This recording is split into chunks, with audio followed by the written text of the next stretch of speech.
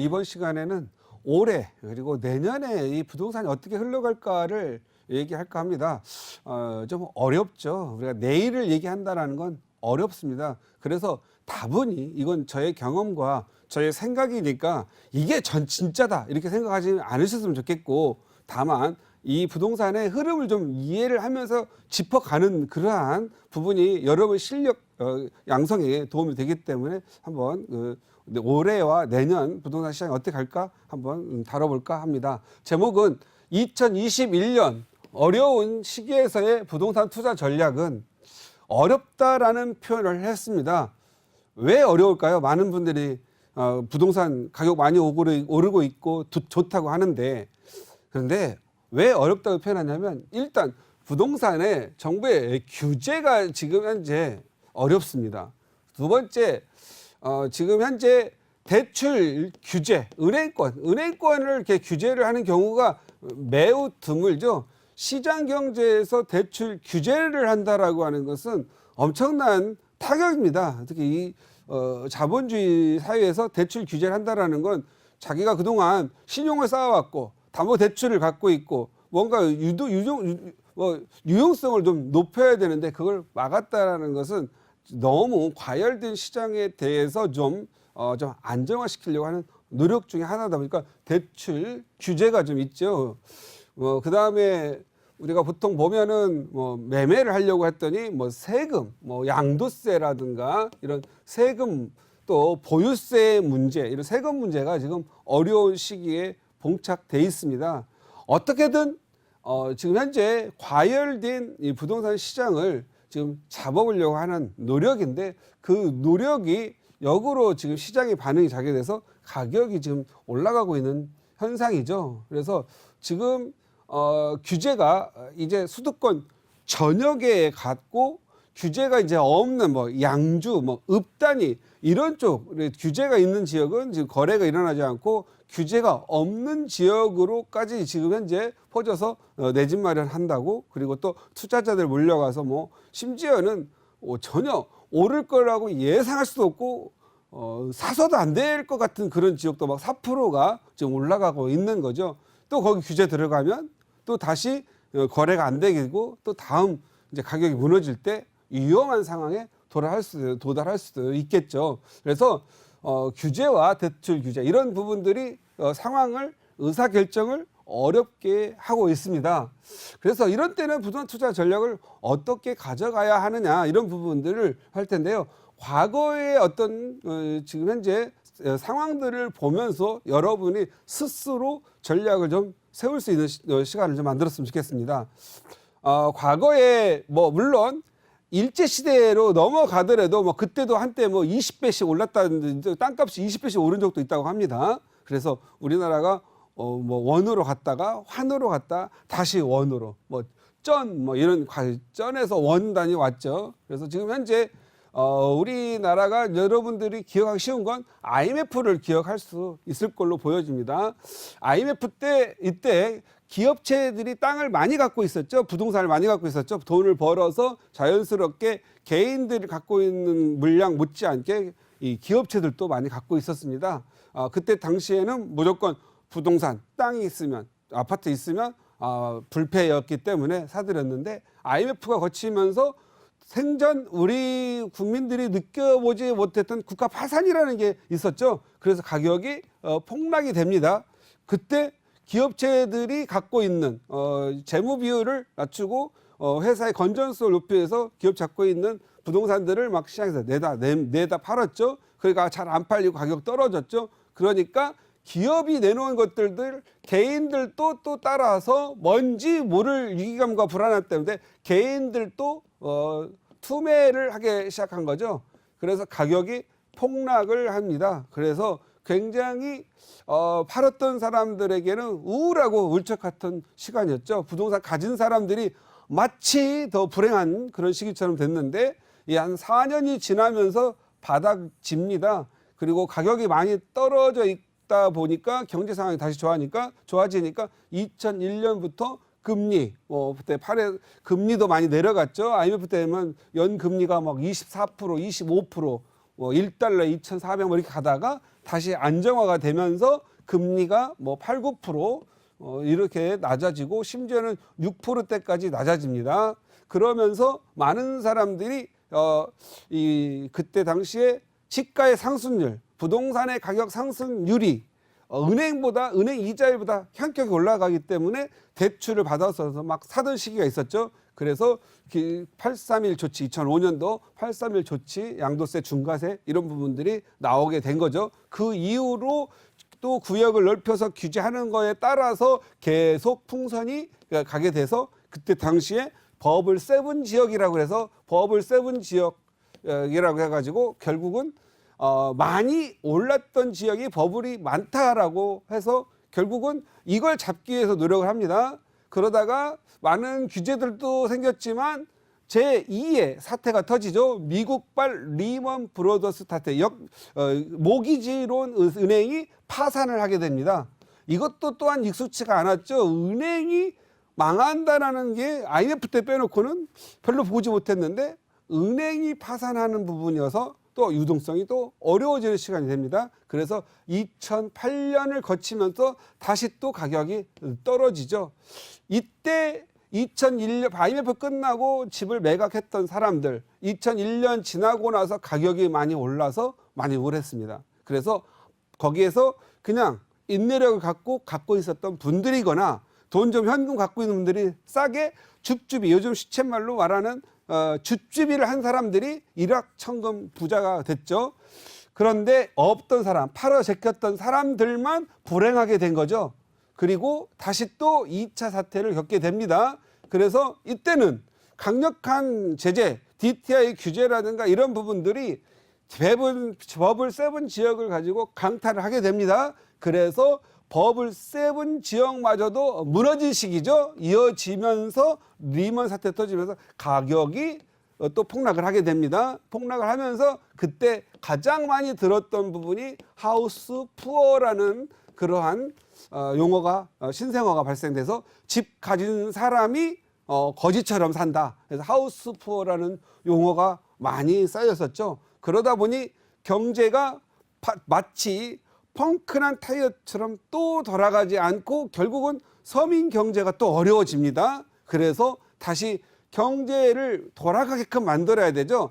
항상 경제가 안 돌아가면 써먹는 게 또 건설 경기 살리고 부동산 경기 살리죠. 그래야 이삿집 센터까지, 그래서 도배, 장판, 집, 이사 부분 팔아서 돈 쓰는 사람 또 경기도 더 활성화가 되죠. 그래서 경기 활성화 정책을 하면서 2014년도에 부동산 규제에 있던 부분들이 풀리게 되죠. 그래서 빗장을 이렇게 풀어주면서 다시 부동산 경기가 좋아집니다. 그런데 이때 당시에는 이미 많은 분들이 구매력도 좋아졌고 나름대로 어느 정도 안정된 분위기로 가고 있는 상황이었죠. 그런데 여기에서 문제가 또 집을 팔아버린 사람들, 우리가 파는 경우 팔아먹었다고 하죠. 집을 팔아먹은 사람들에게 또 박탈감을 주는 그러한 현상이 늘어죠.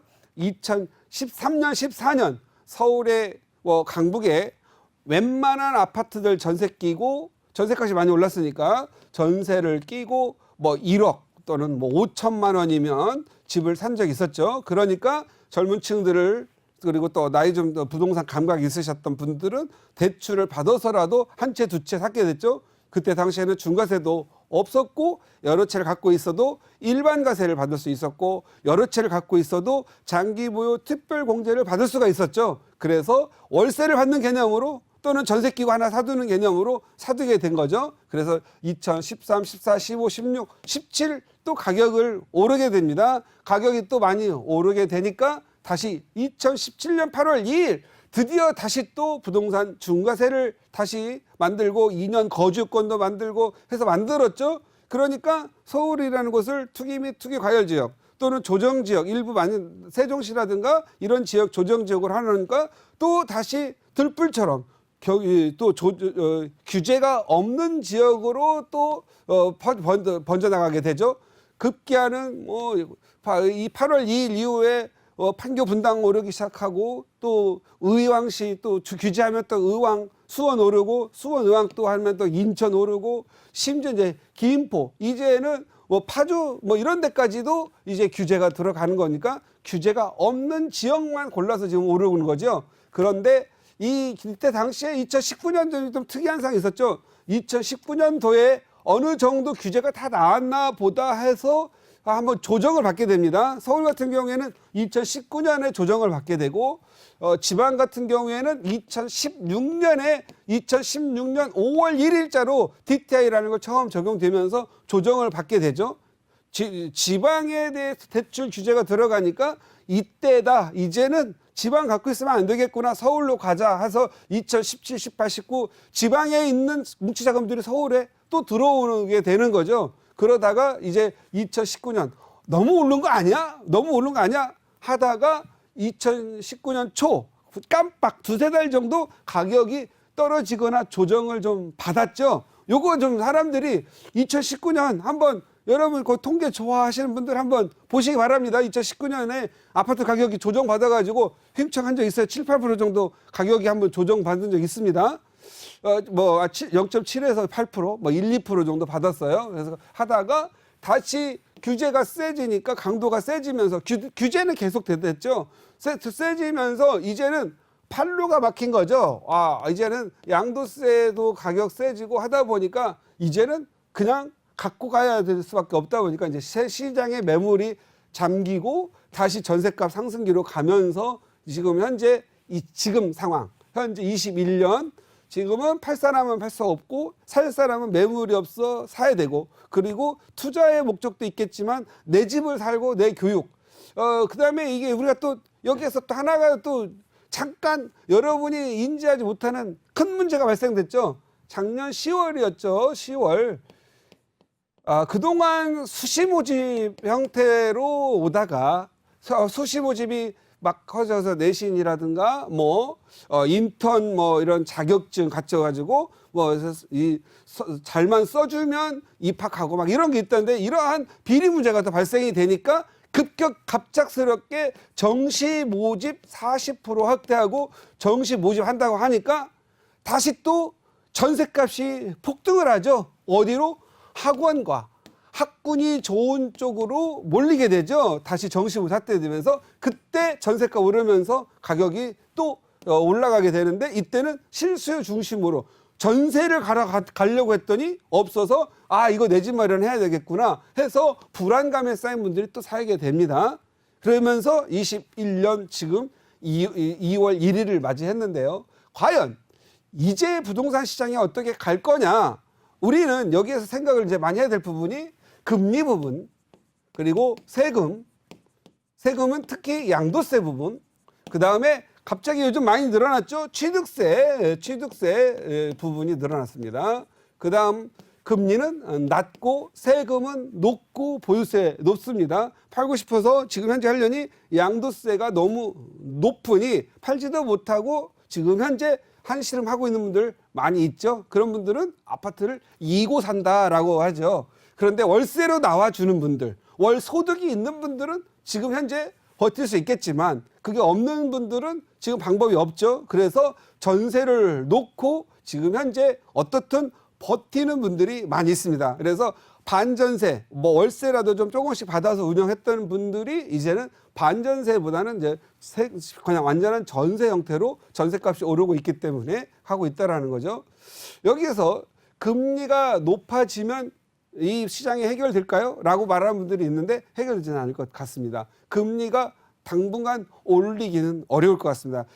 이 부동산의 형태에서 과열되어 있는 부분은 있지만 경제 상황이 코로나와 그 다음에 지금 현재 이 자영업 인건비 상승으로 인해서 자영업자들이 굉장히 성장하기가 어려운 상황이기 때문에 금리를 높일 수는 없습니다. 금리 높일 경우에는 서민들이 더 많이 힘들겠죠. 그 다음에 세금을 지금 현재 양도세 부분에 대한 완화 부분에 대해서는 지금 나옵니다. 왜?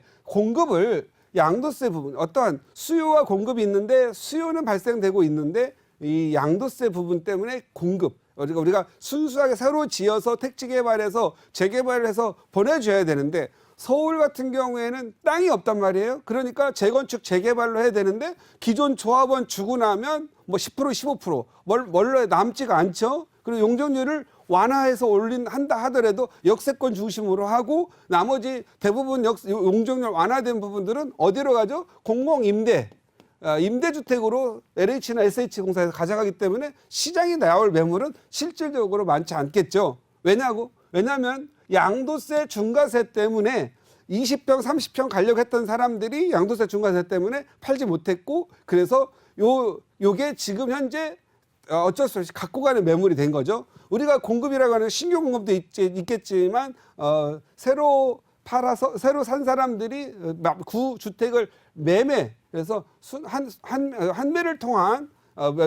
매매를 통한 그런 공급은 지금 현재 기대하기가 좀 어려운 상황이죠. 그래서 이분들은 또 어떻게 너무 어려워지면 양도세를 완화해서 시장에 자기 물건이 공급되기만을 기다리는 층이 의외로 시장에 많이 있다라는 부분이죠.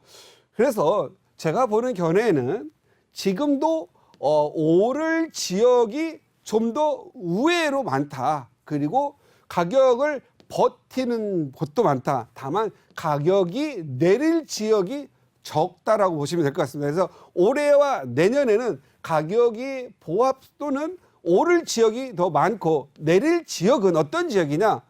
아예 인구가 늘어나는 인구가 아예 없거나 도시가 비어질 확률, 자녀들 키우는 학생 수가 아예 없는 지역들은 누가 봐도 들어가지 않을 지역이기 때문에 이런 지역, 위험한 지역들은 지방 정도에 많이 내포될 걸로 보여지고 수도권에는 당분간은 없을 걸로 보여집니다.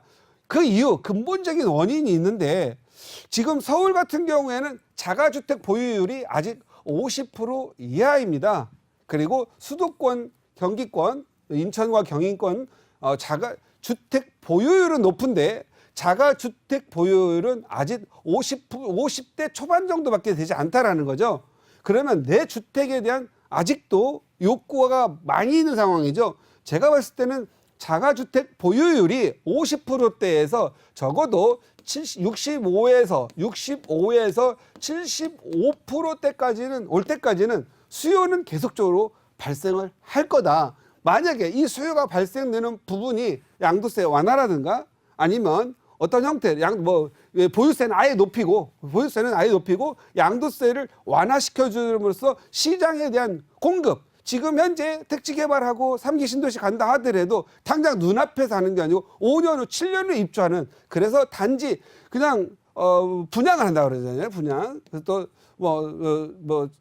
선분양하는 형태인데 이 분양을 해가지고 입주하는 물량을 당장 해결할 수 있느냐? 그건 아닌 거죠. 그래서 이게 해결이 될 때까지는 수요가 계속 있거나 늘어나는 상황이기 때문에 이 부분이 안정되는 데까지는 미치지는 않을 것 같다. 그래서 시장에 대거 매물이 나오는 거겠죠. 그런데 여러분들이 요 부분은 요때는 가격이 많이 내릴 거니까 투자 매각 시점이거나 내 집 마련할 시점일 수 있습니다. 첫 번째, 우리나라의 전세 제도를, 전 세계 우리나라밖에 없죠. 전세 제도를 없을 경우에는 이건 아마 시장이 어느 안정화돼 빨리 될 거예요. 그러나 전세 제도를 수십 년 동안 우리나라에 있는 이 제도를 하루아침에 없앤다는 건 불가능하겠죠. 그래서 이걸 기대할 수가 없겠고요. 두 번째는 양도세를 한시적으로 풀어주는 거죠. 일반 과세하고 중과세를 없애죠. 중과세를 없애면 장기부 특별공제 30%를 받게 되죠. 그래서 양도세 중과세를 한시적으로 폐지, 예를 들어 1년 정도 폐지했다가 또는 2년 정도 폐지를 했다가 다시 2년 후에 강력한 중과세를 한다고 하면 이때 시장이 대거 물량이 나올 걸로 보이겠죠. 이때는 매수보다는 지금은 매도 우회 시장인데 그때 가면 매수 우회 시장이겠죠. 그래서 이런 제도가 나올 때는 여러분들은 매각을 매각을 한번 검토해 볼 필요가 있겠고요. 그 다음에 지금 현재 이자를 높인다든가 아니면 종부세를 보유세를 높인다든가 이런 것들은 더더욱 꽁꽁 사람을 숨게 하겠죠. 이때는 사람들이 어떻게 되냐면 이제 너무 많은 과세를 하게 되면 불만이 증폭되거나 아예 이제 팔 수도 없기 때문에 어떻게 되죠? 제가 가끔 즐겨 쓰는 말 있죠. 2판, 4판 되는 거죠. 2판, 4판 돼서 그냥 버티는 그런 형태로 할 수가 있을 걸로 보여집니다. 그래서 지금 2021년과 22년은 현실적으로 공급이 분양이라든가 이런 부분은 되겠지만 우리가 예를 들어서 공공재개발 서울에 한다고 하면 공공재개발이 뭐 이렇게 뭐 5년, 10년 만에 뚝딱 되는 건 아니잖아요. 주민들의 의견 받아야 되고 건축 심의 받아야 되고 또 건축 허가 사업 시행인가 받아야 되고 이주해야 되고 물리적으로 하는데도 10년 넘게 걸리기 때문에 잠시 공급 물량의 부족한 거에 대한 그러한 부분에 대한 갈증을 해소를 할 수 있겠지만 근본적인 해결책은 될 수가 없을 것 같다 이렇게 보시면 될 것 같고 우리가 지금 이 부분만 확실해요. 인구가 지금 계속 줄어들고 있기 때문에 인구가 줄어드는 이 부분에 있어서 계속적으로 가격이 내려가는 데가 있거든요. 이 부분들은 여러분들 유의를 하셔야 됩니다. 요건 어떤 유의를 해야 되냐면 과거에 제가 아까도 말씀드렸지만 과거에 가격이 내렸다가 오를 때 이게 과거 2001년, 2000년 오를 때 보면 규제가 들어갈 때 인근 규제 안 한 데가 오르기 시작하죠. 인근 안 오는 데가 이렇게 규제 또 넓히면 또 인근으로 가는데 마지막 단계에 걸려 있는 데는요. 거기 규제 들어가면 팔 길이 없어요. 팔로가. 오직 전셋값만 오릅니다. 떨어질까 봐 무서워서 전셋값은 오르는데 매매값은 올랐다가 바로 꺼지는 현상이 있어요.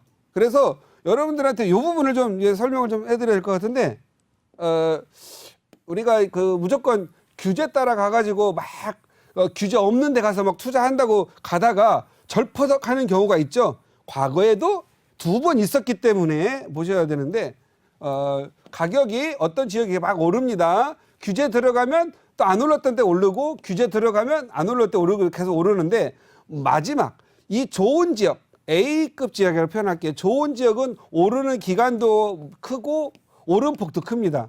그런데 규제가 없다가 오죽하면 막판까지 풀어졌을까 하는 지역들 있죠. 거기 들어갔다가 오르는 거 눈앞에 막 1, 2억씩 오르는 것 같대요. 그런데 규제가 여기에 들어가면은요 1, 2억을 싸게 팔아도 안 팔리는 경우가 있어요. 이런 데는 오르는 기간도 6개월에서 9개월 짧고 오름폭도 1, 2억밖에 안 됩니다. 그런데 여기는 나중에 팔 수가 없다 이렇게 생각하시면 될 것 같고요.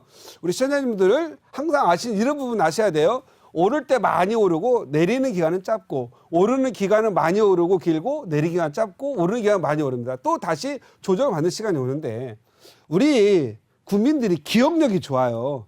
IMF 때 매각한 사람만 지금 과거 힘들게 살았죠. 또 리먼 사태 때 매각한 사람만 지금 현재 우울증에 시달리죠. 그러니까 이제는 함부로 매각하지 않는 상황이 되어버렸다는 걸 아시고 또 폭락하길 기다렸다가 사야지 이런 것보다도 이제는 가격이 꼭 오를 만한 그 다음에 상승할 여력이 있는 지역들은 관심 있게 보시고 너무 기다리지 말고 정말 내 집이라도 하나를 마련하시면서 투자하라는 건 많이 해요. 이런 분들 내 집 마련하시는 분들 너무 무리하지 않는 내에서 내 집 마련하셨으면 좋겠고 향후 결론적으로 올해와 내년은 이 지금 현재 작업부터 보율이 보여주는 현상으로 봤을 때 그리고 나오는 물량의 입주 시기 이런 걸 고려했을 때 가격이 상승 지역과 보합세를 유지하는 지역이 좀 더 많을 거다. 떨어지는 지역보다는 다만 이러한 강력한 규제, 전세를 폐지하거라든가 양도세, 중과세를 한시적 폐지했다가 다시 엄청난 중과세를 매기는 그런 일일 때는 가격이 순식간에 짧은 시간에 한 번 정도는 가격이 많은 하락이 올 수 있겠다 이렇게 보시면 되겠고 그냥 시장을 올해와 내년에는 긍정적으로 보시고 뉴스, 규제 잘 보시면서 저희 방송 잘 보시면 나오는 대로 열심히 가르쳐 드릴 테니까 애청해 주시면 좋겠다라는 말씀 드리면서 마치도록 하겠습니다.